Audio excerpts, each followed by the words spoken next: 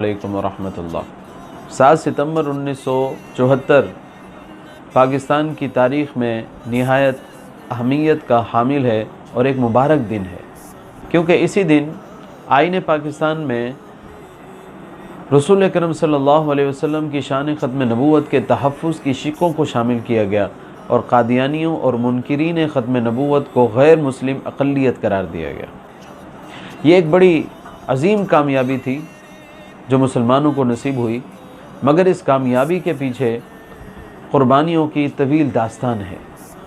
1953 کی تحریک ختم نبوت کو ریاستی اداروں میں بیٹھے ہوئے قادیانیوں نے اور قادیانیت نوازوں نے طاقت کے زور پر کچلنے کی کوشش کی، مگر گولی سے جو ڈر جائے وہ ایمان ہی کیا، موت سے جو گھبرا جائے وہ مسلمان ہی کیا۔ رسول اللہ صلی اللہ علیہ وسلم کے سچے غلاموں نے، حضور کے دیوانوں نے، عقیدہ ختم نبوت کے محافظوں نے ان کی بندوقوں کے سامنے اپنے سینے تانے رکھے، حتیٰ کہ 10,000 سے زیادہ مسلمان حضور صلی اللہ علیہ وسلم کی ختم نبوت کے لیے قربان ہو گئے، لیکن اس تحریک کو مٹایا نہ جا سکا۔ تحریک ختم نبوت چلتی رہی اور یہ کوششیں جاری رہیں، حتیٰ کہ اسی طرح کی قربانیاں پھر 1974 کی تحریک ختم نبوت میں دی گئیں، اور بالآخر اللہ رب العزت نے ان شہداء کے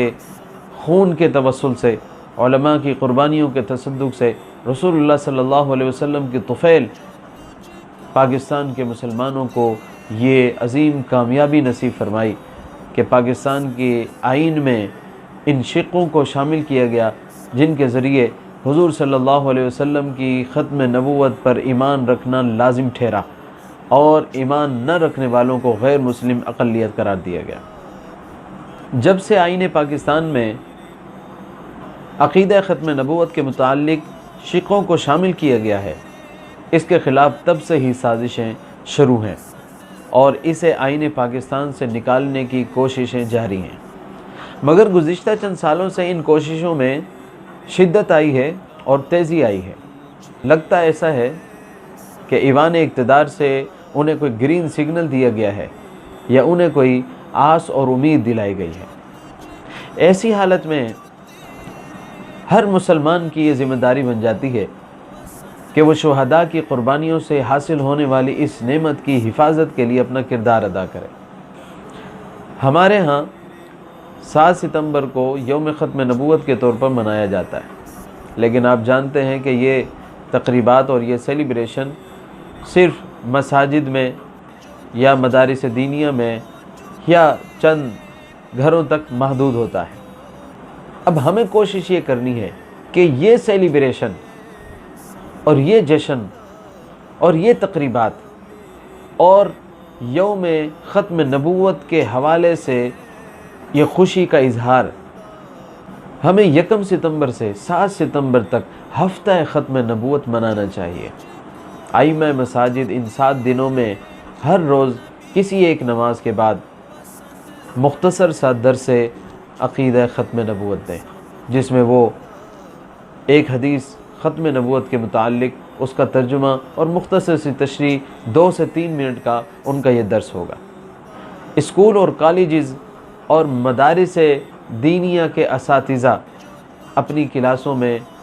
ان 7 دنوں میں ہر روز 2 سے 3 منٹ عقیدہ ختم نبوت کی اہمیت کو اجاگر کریں اور بچوں کو اس کی اہمیت سے آگاہ کریں۔ دکاندار اپنی دکانوں کے باہر اگر ہو سکے تو بینر آویزاں کریں جس میں 7 ستمبر یوم ختم نبوت مبارک ہو یا شہدائے ختم نبوت کو سلام یا اس قسم کی اس کے اوپر تحریر ہو۔ مارکیٹ میں،